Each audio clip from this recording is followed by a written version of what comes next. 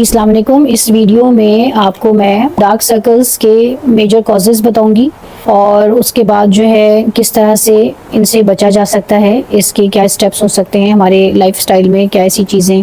हम कर सकते हैं जिससे कि डार्क सर्कल्स को हम प्रिवेंट कर सकें। उसके बाद जो है डिफरेंट मेडिकल एस्थेटिक ट्रीटमेंट्स जो कि इसमें इसके अजाले के लिए काम आती हैं, उसकी डिटेल्स पे हम बात करेंगे। इसके अलावा जो बहुत सी टॉपिकल क्रीम्स हैं जो कि इसके रिजल्ट्स को मेंटेन रखने के लिए और प्रिवेंशन के लेवल पे काम करने के लिए काम आ सकती हैं, तो इस पे भी बात होगी। अच्छा, आमतौर पे हमें टीयर ट्रफ जो मिलते हैं वो एजिंग प्रोसेस में मिल रहे होते हैं कि जब लोग प्रेजेंट करते हैं 30 अबव और उनकी जो है अराउंड आई चेंजेस नुमायाँ हो रही होती हैं एज अ एजिंग प्रोसेस। लेकिन आजकल जो है इवन बिफोर 30 भी हमारे पास जो पॉपुलेशन आती है उसमें भी अराउंड आई चेंजेस दिख रही हैं, जैसे कि टीयर ट्रफ या फाइन लाइंस या आंखों में बहुत ज़्यादा थकावट का एहसास, डार्कनेस जो स्किन का टोन है वहाँ पे वो अराउंड आई डल हो रहा है और कभी कभी स्वेलिंग भी होती है अंडर आई, जैसे आई बैग्स हों। यूजुअली जिन लोगों की जो टीयर ट्रफ्स होते हैं या डार्क सर्कल्स होते हैं जिनके जेनेटिक होते हैं उनके आमतौर पे या तो आइज डीप सीटेड होती हैं या जेनेटिकली उनके आइज का जो स्किन है अराउंड आई वो थिन होती है, इसलिए वो बहुत जल्दी मुतासर होती है अगर हमारा स्किन केयर रूटीन डिफरेंट हो या हमारी बॉडी में डेफिशिएंसीज हो रही हो या हमारा सन एक्सपोजर हो रहा हो या स्किन केयर प्रॉपर ना हो। मिसाल के तौर पे जिन लोगों को एक्जिमा और आंखों में खारिश रहती है वो रब करते हैं तो बहुत जल्दी उनकी आंखों में एक परमानेंट चेंजेस महसूस होंगी कि उनकी आंखें जो है मजीद धंस जाएंगी और उसके अराउंड की स्किन जो है वो डार्क हो जाएगी। इसी तरह से जो लोग बहुत सन एक्सपोजर लेते हैं और सन ब्लॉक का इस्तेमाल नहीं करते या सन ग्लासेस का इस्तेमाल नहीं करते उनके भी अराउंड आई जो है डार्क एरिया डेवलप हो जाता है। इसी तरह से बहुत सी हमारी बॉडी के अंदर की जो डेफिशिएंसीज होती हैं जैसे iron deficiency, vitamin D deficiency, इसके भी असरात जो है हमारी अराउंड आई की जो स्किन है उसमें नुमायाँ नज़र आते हैं और अगर हम इन डेफिशिएंसीज को ओवरकम करते हैं तो वो चीज़ बेहतर हो जाती है। और इसी तरह से कुछ हार्मोनल इम्बैलेंसेस भी जो है हमारे अराउंड आई की स्किन को मुतासिर करते हैं, जिसमें स्ट्रेस है, स्ट्रेस इंड्यूस्ड जो हमारा हाई कोर्टिसोल होता है वो भी हमारे मेलानिन सेल्स को स्टिमुलेट करता है around the I and overall face पे, बॉडी में। इसी तरह से जो इंसुलिन रेजिस्टेंस है वो भी जिस तरह से और जगह बॉडी फोल्ड्स को डार्क कर रहा होता है, थिकन कर रहा होता है, वो अराउंड आई भी डार्कनेस का रीज़न बनता है। इसी तरह से थायराइड हार्मोन की अप्स एंड डाउन्स की वजह से भी अराउंड आई में हमें चेंजेस मिलती हैं। लाइफ स्टाइल में अगर हमारा लैक ऑफ स्लीप हो या टू मच स्ट्रेस हो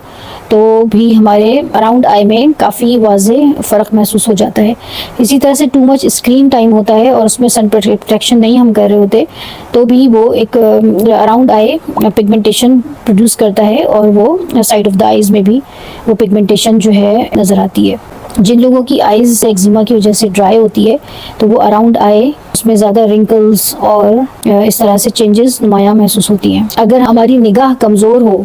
और हम ग्लासेस वेयर ना करें तो फोकस करने में अक्सर हमें आँखों को स्क्वीज़ करना होता है और इस तरह से हमारे मसल्स जो अराउंड आई के ज़्यादा यूज़ हो रहे होते हैं और रिंकल्स नुमायाँ होते हैं, आइज़ में थकावट का एहसास वाज़ेह होता है। अच्छा, अभी तक तो हमने बात की थी कि क्यों ये अराउंड आई हमारे चेंजेस में नज़र आते हैं, टीयर ट्रफ नज़र आता है अराउंड आई। अब हम उन चीज़ों को हाईलाइट करते हैं कि क्या चीज़ें हमें करनी चाहिए और क्या नहीं करनी चाहिए अपने लाइफस्टाइल में जिससे कि हम अपने अराउंड आई की स्किन को प्रोटेक्ट कर सकते हैं। तो उसमें सबसे अहम तो यही है कि चूँकि ये स्किन निस्बतन बाकी फेस की स्किन से थिन होती है तो इसको प्रॉपर हाइड्रेट एंड मॉइस्चराइज करके रखना ज़रूरी है। तो उसके लिए आप जेल्स और विटामिन सी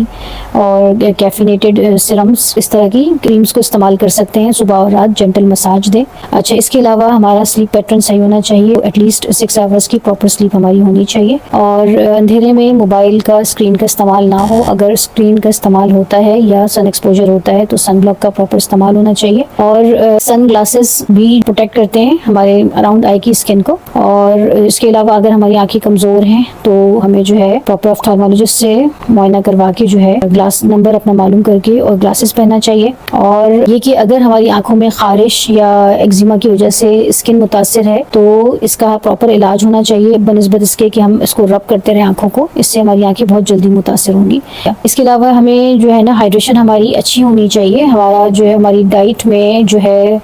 कैफीन इंटेक कम होना चाहिए, टी एंड कॉफ़ी का इंटेक कम होना चाहिए, smoking, alcohol consumption, of course ये सब चीज़ें जो है ये इस कंडीशन को वर्सन कर सकते हैं। अच्छा, बहुत सी क्रीम्स एंड सिरम्स मार्केट में अवेलेबल हैं जिसमें कि vitamin C, caffeine, alpha arbutin, एसिलिक acid, vitamin C, vitamin K, retinol, lactic acid and कभी कभार हाइड्रोक्विनोन, हम ये सब चीज़ों के कॉम्बिनेशन वाली क्रीम्स अराउंड आए इस्तेमाल कर सकते हैं एहतियात के साथ, कम मकदार में जेल मॉइस्चराइजर्स में मिला के, और सुबह रात जेंटल मसाज अगर हम दें तो उससे सर्कुलेशन भी बेहतर होगी। ख़ासतौर पे अगर हमारी स्किन थिन है और उसमें वेन्स प्रोमिनेंट है तो विटामिन के वाली क्रीम्स जो होती हैं, विटामिन सी की क्रीम्स, तो ये हम इस्तेमाल करें तो इससे जो है अराउंड आई का एरिया जो है वो ब्राइटन भी रहेगा और स्किन हेल्दी रहेगी। अच्छा, अगर हम ट्रीटमेंट ऑप्शंस पे बात करें कि हमारे पास एस्थेटिक्स में क्या ट्रीटमेंट ऑप्शंस हैं जिसके ज़रिए से हम अंडर आई के एरिया को दोबारा से फ्रेश अप कर सकते हैं, तो उसमें अगर हम देखें तो माइक्रो नीडलिंग, जिसमें कि हम मुख्तलिफ सिरम्स के ज़रिए से इस एरिया को ब्राइटन कर सकते हैं। कुछ सिरम्स हमारे ऐसे हैं जिसमें कि salmon DNA,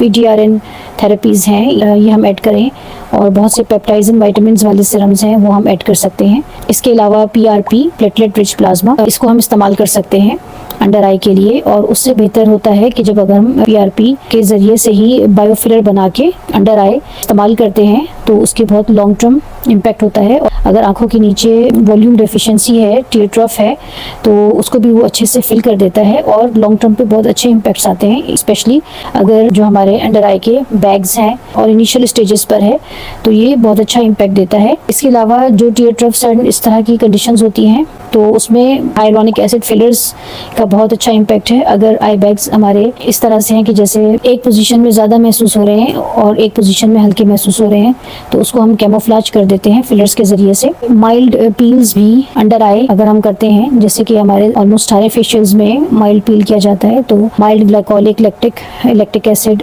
kojic acid, mandelic acid, arginine